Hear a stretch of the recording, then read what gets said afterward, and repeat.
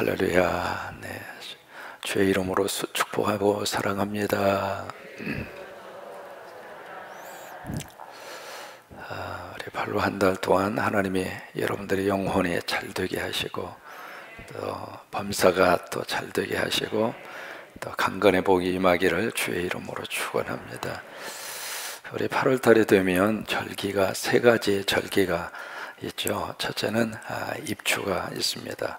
그래서 가을의 문턱에 들어서는 절기죠.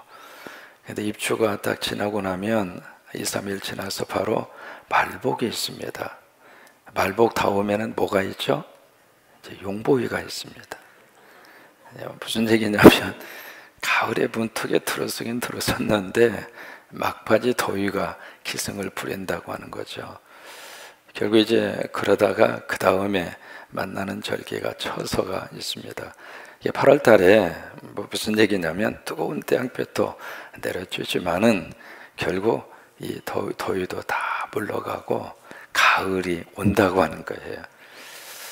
여러분, 때로는 더위도 참 우리에게 필요합니다. 왜 그럴까? 더위가 있어야 과일의 당도가 높아갑니다. 만약에 더위가 이 햇볕이 내려주지 않으면 과일의 당도가 떨어집니다. 그래서 인생에도 더위가 필요해요. 그 더위 때문에 힘들긴 하지만은 그 더위의 과정을 잘 견디고 이겨내면 우리 인생 속에 너무 달콤한, 영어로 말하면 스윗한 그런 맛깔나는 인생으로 하나님이 우리를 들어 쓰시게 될 거예요.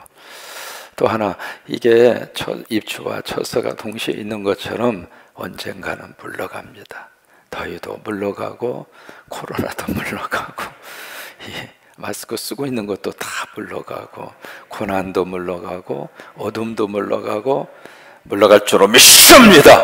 그래요. 우리가 그 믿음을 가지고 이 한 달을 승리하는 여러분 모두 되시기를 주의 이름으로 축복합니다. 우리 8월 달에는 뭐가 있느냐면 바로 8월 15일 뭐가 있죠? 광복절이 있습니다.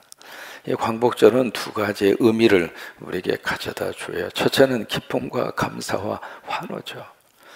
왜냐하면 이 광복이라고 하는 것은 하나님의 선물이었습니다. 우리가 열심히 독립운동을 하고 그리고 해방을 위해서, 광복을 위해서 나름대로 해외에서도 국내에서도 끊임없는 그런 저항과 독립의 운동들이 물론 있었습니다만은 이 거대한 세계의 역사의 흐름 속에서 보면 광복은 하나님이 주신 선물이에요. 하여튼 우리 대한민국은 하나님이 특별히 사랑하십니다. 하나님이 보호하사 우리나라 만세. 여러분, 그 유튜브 채널 가운데 우물박 개구리라고 하는 채널이 있습니다.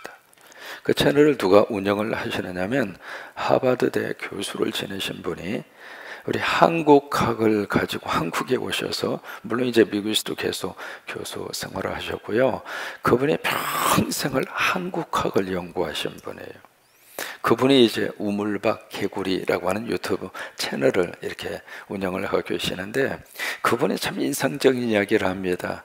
그분이 한국에 대해서 관심을 갖고 자기 친구들은 뭐 법대 가고 의대 가고 다 그렇게 하는데 자기는 한국을 알고 싶어서, 그래서 이제 한국에 딱 오셔서 그때 한국에서 공부도 하시고 한국학을 연구하시고 그러는데, 한국에 올 때 딱 두 마디만 한국말을 배우고 소리가 왜 갑자기 줄어들어요? 딱 두 마디만 알고 이제 한국에 오셔서 평생을 한국학을 연구하면서 그렇게 이분이 사신 분인데, 그 이야기예요. 뭐냐면 한국이 이렇게 전 세계 속에서 이렇게 기적의 나라가 된 것은 말 그대로 하나님의 역사이십니다. 한번 여러분 시간이 있으면은 그분의 유튜브 채널을 한번 보시기를 바랍니다. 광복도 마찬가지입니다. 이 광복을 누가 주셨는가? 하나님이 주셨어요. 그래서 우리가 광복을 맞이하면서 참 기쁘고 감사하고 우리가 환호성을 지릅니다만, 또 하나, 이 광복절이 되면 마음이 한쪽으로는 아픕니다. 왜냐하면 이 광복은요, 지금 완전한 광복이 아니라 사실은 미완성입니다. 100% 광복이 된 게 아니죠. 해방이 다 이루어진 게 아니죠. 아직도 일본과의 관계는 계속해서 진행 중입니다. 또 하나, 이 광복을 통해서 우리 민족 역사 속에 남북한의 갈등과 분단의 씨앗이 됐습니다. 그러니까 이 광복은 어떤 의미에서 아직 광복을 향하여 우리 민족이 지금 가고 있는 거예요. 예, 완전한 광복은 언제 이루어지는가? 남북한이 통일돼야 돼요. 남북한이 하나가 돼야 돼요. 그래야 진짜 광복이 우리 민족 속에 오게 되는 거예요. 우리가 8.15 광복절을 맞이하면서 하나님 앞에 간절히 기도합니다. 이 민족의 갈라진 허리를 연결하여 주시옵소서. 남북한의 통일이 이루어지게 하옵소서. 여러분 더 간절히 기도하는 이 한 달이 되시기를 바라고, 또 8월 한 달 동안 여러분의 가정과 그리고 사업터와 자녀들 위해 주의 복이 임하기를 주의 이름으로 축원합니다. 오늘 사무엘하 21장에 보시면 간구라고 하는 말이 1절에 나오고요. 1절에 다윗이 간구합니다. 그 다음에 14절에 가서 보시면은 그 후에 라고 하는 단어가 나오고, 그 후에 하나님이 그의 기도를 들으셨다. 그 기도를 응답하셨다. 이 두 가지라고 하는 단어가 1절과 14절에 동시에 그렇게 나와져 있습니다. 그러면 여기에 14절에 그 후에 라고 하는 이 단어 속에 바로 1절에서 13절까지의 내용이 담겨 있는 거예요. 도대체 무슨 일이 거기에 있었을까? 이제 그 후에라고 하는 것은 그 전과, 시간적인 의미에서 그 전과 그 후가 달랐다 그 말이잖아요. 그 전에는 하나님의 기도를 받지 않으셨어요. 그 전에는 기도가 하나님 앞에 상달되지 않았습니다. 이 새벽에 여러분들의 기도가 하나님 앞에 상달되기를 축복합니다. 자녀를 위한 기도가 상달되고, 건강을 위한 기도가 상달되고, 사업을 위한 기도가 상달되고, 아멘할 때 하나님이 받으시는 거예요. 여러분 믿음으로 기도하면 하나님께서 그 기도를 향기가 돼서 하나님 받으신다 이 말이에요. 근데 이 기도가 그 전에는 아무리 기도해도 기도가 올라가지가 않은 거예요. 그 기도가 상달되지가 않은 거예요. 그런데 이 중간에 뭐가 있고 나서 그 다음에 그 후에 그 기도가 하늘에 상달되더라 이 말이에요. 우리가 다윗을 볼 때마다 몇 가지 느끼는 다윗의 트레이드 마크가 있습니다. 가장 먼저 우리 다윗에게서 느낄 수 있는 트레이드 마크가 바로 뭐냐면 바로 언약입니다. 그리고 성전 중심이었고요. 그 다음에 철저하게 다윗은 하나님 중심의 트레이드 마크를 가진 사람이에요. 그래서 다윗에게 있어서 우리가 하나 배울 수 있는 것이 바로 뭐냐면, 어떤 문제가 있을 때마다 어떤 것이 따라오냐면 여호와께 묻자와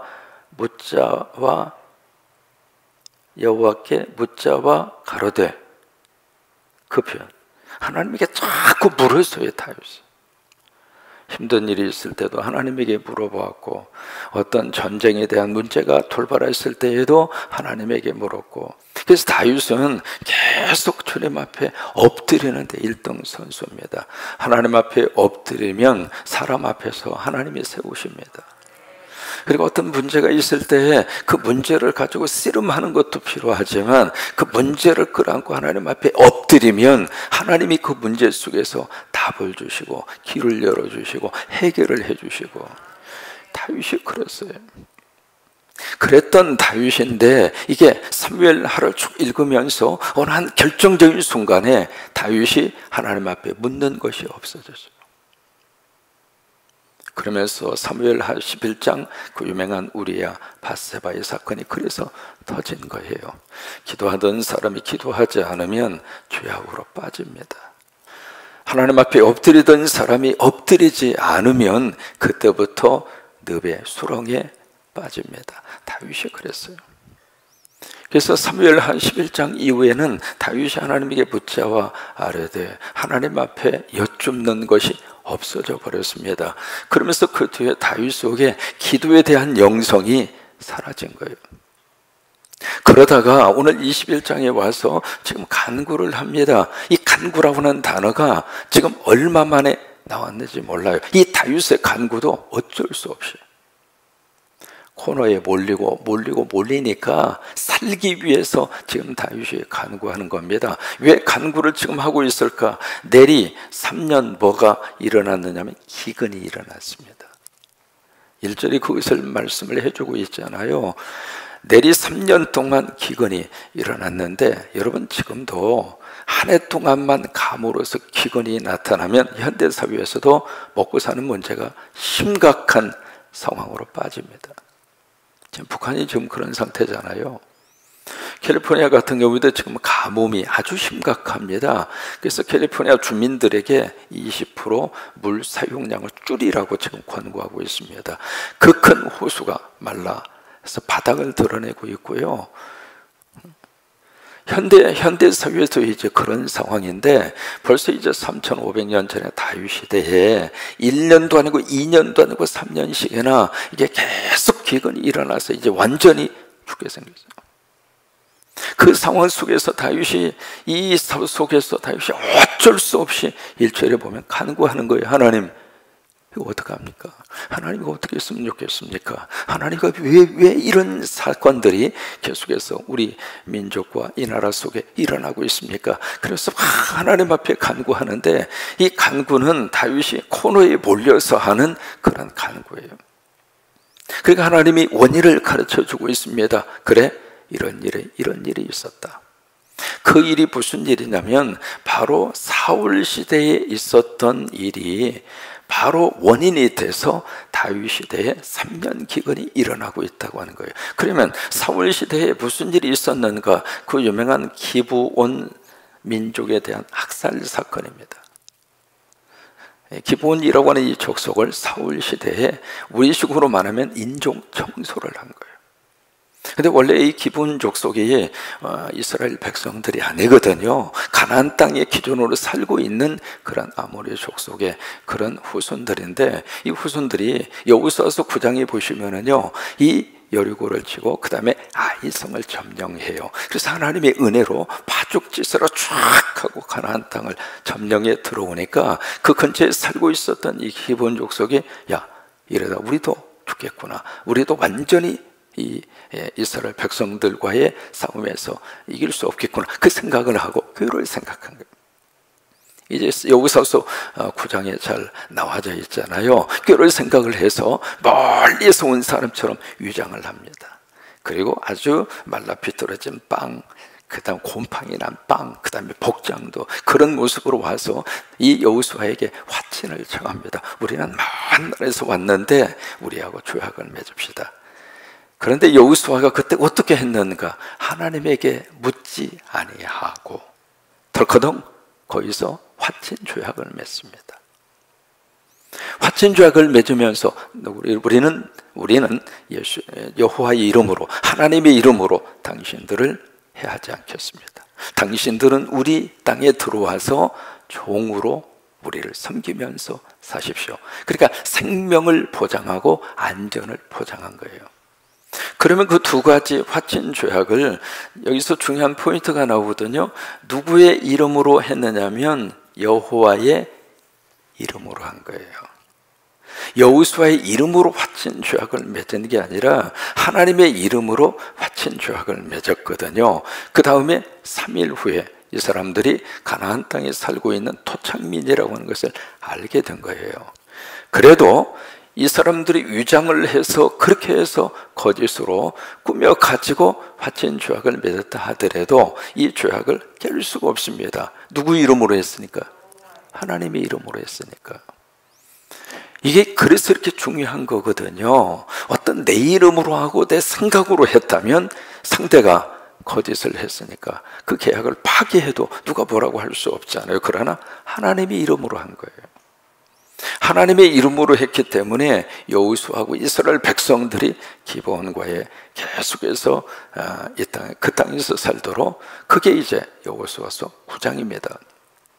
그렇게 해서 쭉 그 민족이 그 땅에서 살고 있는데, 이 사울 시대에 와서 사울이 무슨 이유인지를 모릅니다. 그래서 오늘 본문에 보시면 이스라엘과 유다에 대해서 열심이 있으므로 그 딱 한 문장 나옵니다.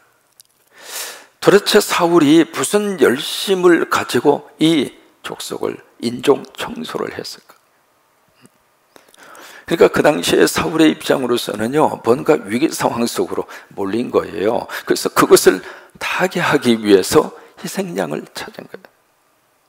그 희생양을 찾은 사람이 바로 자기 땅에 살고 있는 이방 민족, 자기 땅에 살고 있는 외국인을 타켓으로 삼은 겁니다. 당신들이 어떻게 이 땅에서 뿌리내려 우리와 같이 살고 있느냐, 눈의 가시처럼 생각을 한 거죠. 그래서 희생양으로 삼고 사울이 기본 이 사람들을 완전히 싹쓸이를 해버립니다.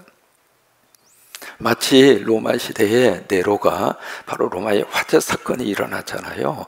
그 사건 때문에 막 여론이 들끓고 민심이 흉흉하니까 희생양의 타켓으로 삼은 사람이 기독교인들이에요. 그래서 그냥 엄청난 박해를 했거든요. 1923년도에 일본에 관동 대지진이 일어납니다. 그 지진이 일어나면서 일본에 엄청난 민심이 막 들끓기 시작을 합니다. 그래서 국가 자체가 존립의 어떤 그 위기의 상황 속에 딱 봉착했을 때 일본의 정치인들이 누구를 희생양으로 삼았는가? 조선인들을 희생양으로 삼습니다. 그래서 눈에 띄는 대로요, 아무런 이유 없이 닥치는 대로 축창으로 죽이고 총으로 찔러 죽이고, 기록에 의하면은 관동 대지진 때 학살을 당한 조선인이 6,661명입니다. 그런데 그것은 기록일 뿐이고요, 몇 명이 죽었는지를 모릅니다.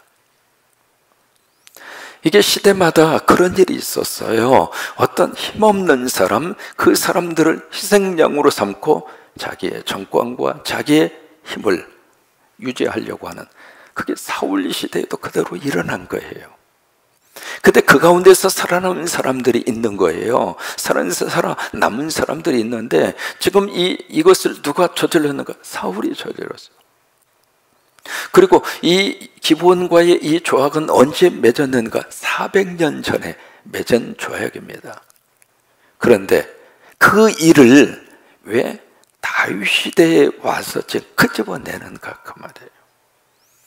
역사적으로 이렇게 오래된 일이고, 그리고 사울이 그 짓을 했으면 사울을 매를 들어서 치든지, 아니면 사울에게 뭔가 깨달음을 주시든지, 아니면 사울에게 무슨 경고를 하든지 그렇게 했어야 되는데 왜 사울 때 안 하고 다윗은 상관이 없지 않아요. 다윗은 이 일에 직접 개입한 사람이 아니거든요. 근데 왜 다윗에게 이 책임을 묻고 있을까? 그리고 그게 원인이 돼서 3년 기근이 일어나는 거예요.